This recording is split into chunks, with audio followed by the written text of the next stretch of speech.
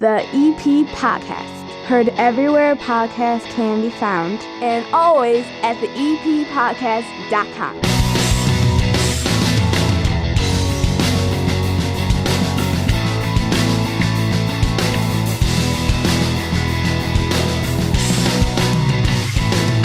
It's Football Friday on the EP Podcast. The regular 30 Minutes of Good is available still on demand if you missed it earlier this week, anywhere podcasts can be found, and always at theeppodcast.com. During the high school football season, though, we check in each and every week on the Evergreen Park Mustangs. And sitting down here at the 9-foot homemade oak bar, head coach of the Evergreen Park Mustangs, Jim Ramazinski. Coach Ram, how are you? Good, how are you? I'm good, man. I don't want to spend a lot of time on last week.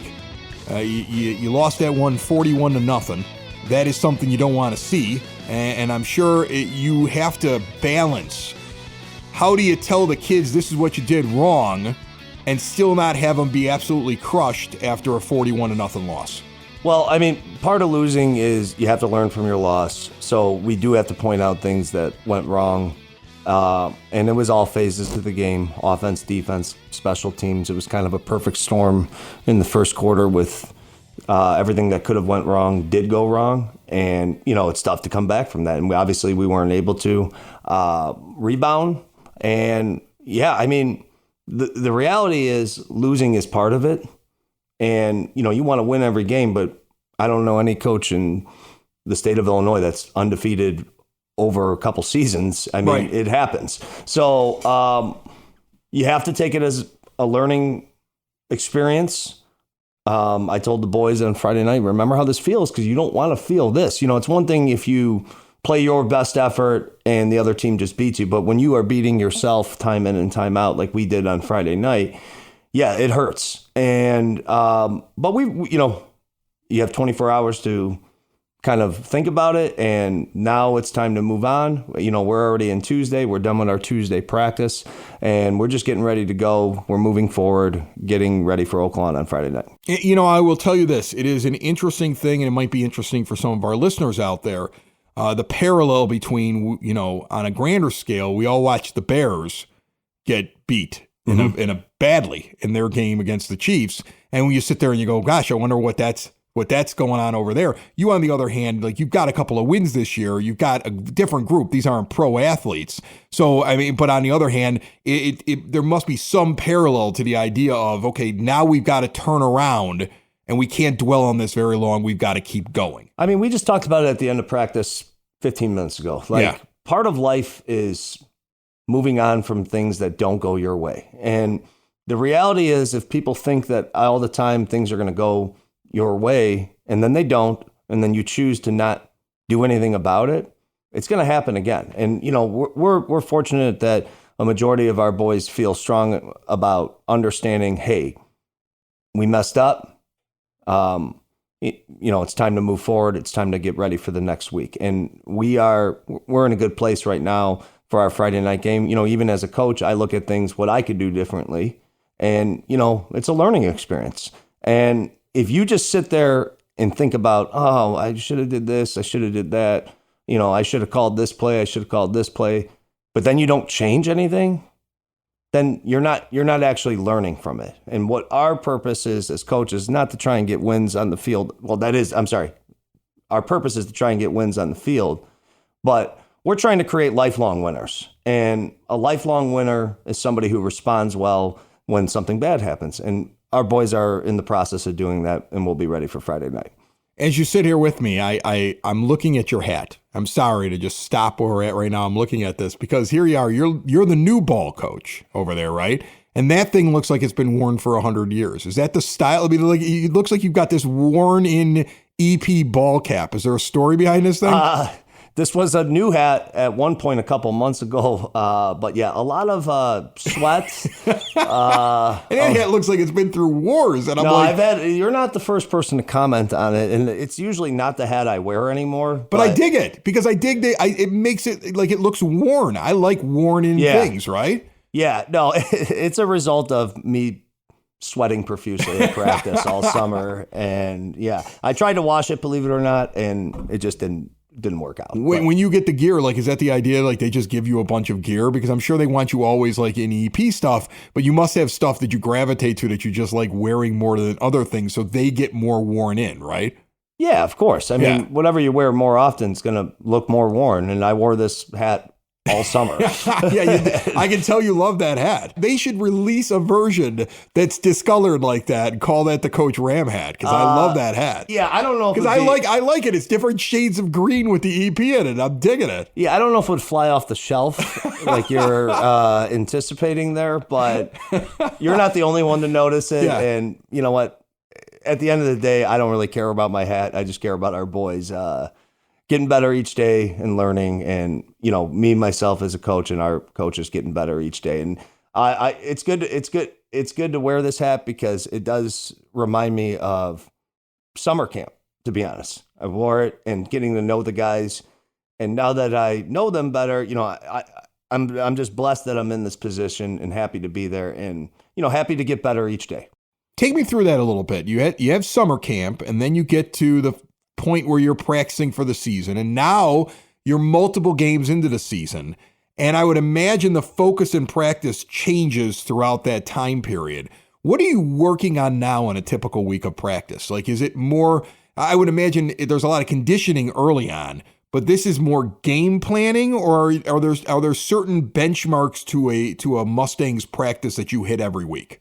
We kind of run a similar schedule each week. Obviously we make some adjustments day to day, but we kind of do our special teams at certain times, our offense, defense, certain times. I would say the big thing week to week in the season is just the level of preparation that you have to have, not only as a player, but as a coach.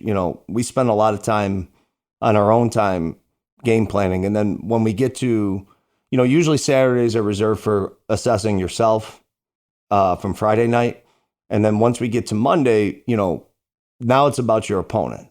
And so we spend a lot of time looking at our opponents, understanding their tendencies, understanding what they're good at, what they're not good at. Are you installing plays? Are you sitting there saying, okay, this is a team we're facing, we need to do more of this, or there's a specific like package that we want to do, so that's what we're working on this week? Yeah? Yeah, oh yeah. I mean, like, week to week, things do change once you get in season. Summer camp's about building fundamentals, about getting people to understand their roles, their responsibilities, and whatever position they're playing on, offense or defense.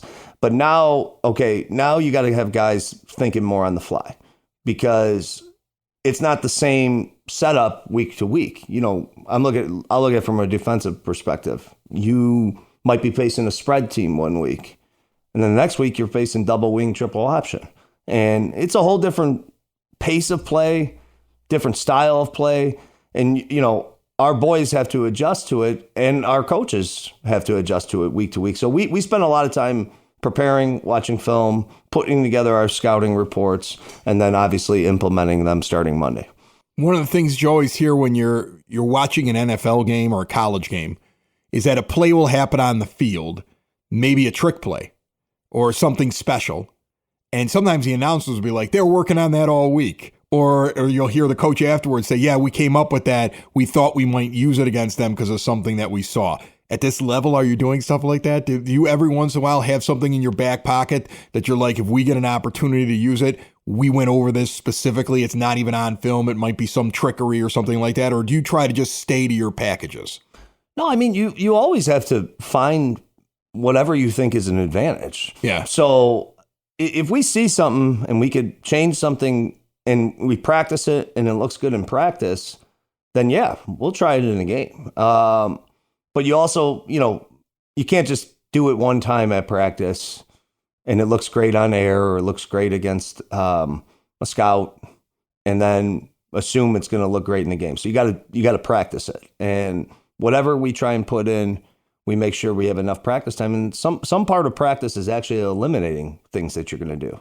Hey, we're going to try this. We're going to try this. You tried a few times. That didn't look the way we wanted it to look. Well, we kind of got to put that on the back burner until, maybe a different opponent or if it's absolutely needed. So it's just a process. Every week is a process trying to narrow down what's going to get your best possible setup to win the game on Friday night. Coach Ram, this episode and every episode of the EP podcast brought to you proudly by the First National Bank of Evergreen Park, a local community bank that has all kinds of ways to keep your money in your pocket. No overdraft charges. Every ATM is free. It doesn't matter what the charge is, they're going to put the money back in. If you're a small business owner, they now have a business savings special.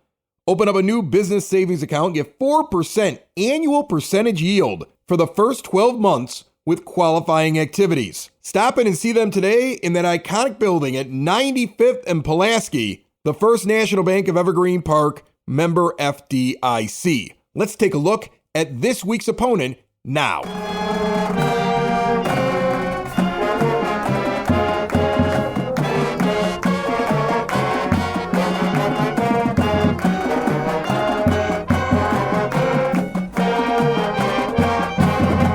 So take me through this week then. Who do we got? What's the plan? You're going on the road. Holy cow, you're going to have to get on a bus and go somewhere. There's a little bit of extra thrown into that because you've had home games the entire time. So take me through this. Yeah, we're playing Oaklawn at Oaklawn on Friday night. 7 o'clock start. It's their homecoming. So that's a good motivator for us. And do you like playing on somebody else's homecoming? Like, I want to ruin their homecoming? I mean, they're 1-4 right now. Like, this is their Super Bowl, I would think. If they're 1-4 coming into this game, it's their homecoming. They really want to win this game. I don't look at it as ruining somebody's homecoming. That's not how I would phrase it, but I kind of look at You're nicer to me. I like to ruin people's good time. Yeah, I look at it as, let's take care of business. Let's get there. Let's worry about ourselves. Let's worry about what we need to do to win the game. And all the other things that are happening is just, it's distractions that we have to try our best to kind of, push aside and stay focused on our goals. You're 3-2 right now, going up against Oaklawn. Then you have 3 more games after this. You got Eisenhower, you got Argo, you got Shepherd. So correct me if I'm wrong. What's the goal? Is it 6 wins to get into the postseason? There was always a number, if I remember, from doing this. 6 guarantees you. So how it works is 5 wins gets you playoff eligible. Right. So you need to win. To be playoff eligible, you need to win 2 of your last 4. You got to go 500. Yeah, but to get that 6th one, if you can win 3 of your last 4, you're 100%. You're in the playoffs. You're in the playoffs. Yeah. If you're 5-4, you're called. The reason why they call it playoff eligible is because then it comes down to what's called playoff points, and that's your opponent's wins. Right. Counts towards points. So, typically most 5-4 teams do get in, and I think based on our opponents, we would probably meet the standard number that is usually the typical number. The number does change a little bit year to year, but 6, always you want a minimum of 6, just so you don't have to even think about it. Is that something already on your brain with 4 to go? Are you already thinking the number? Are you already looking at the schedule saying, okay, if we could take this one here, and we could take this one here, we know we got 5, and I think we can win this one here, and that's the goal. Our mindset is to win every game in front of us. Okay. So, obviously we're hoping to be 7-2 at the end of the regular season. All right. That's fair. That's fair. I like that. I like that answer. Yeah. That's whatever we're doing, we should do it at full speed, and we should do it with full concentration. So we're hoping to just, get back on track this week and finish the season strong, hopefully at 7-2, get ourselves a good playoff spot. What's the plan at quarterback right now? Yeah, we're working Aiden in, and he's doing a great job at practice right now. So we're hoping to continue to just make progress each day and keep working. What kind of a QB is he? Pocket passer, somebody who scrambles, somebody like would. I mean, I don't want you to give away anything. I don't want you to give away notes to Oaklawn or anything like that. But just like if somebody goes out and watches him like take the field, we haven't heard a lot about him yet. What kind of player is he? He's a very intelligent player. He's a very good teammate, very focused.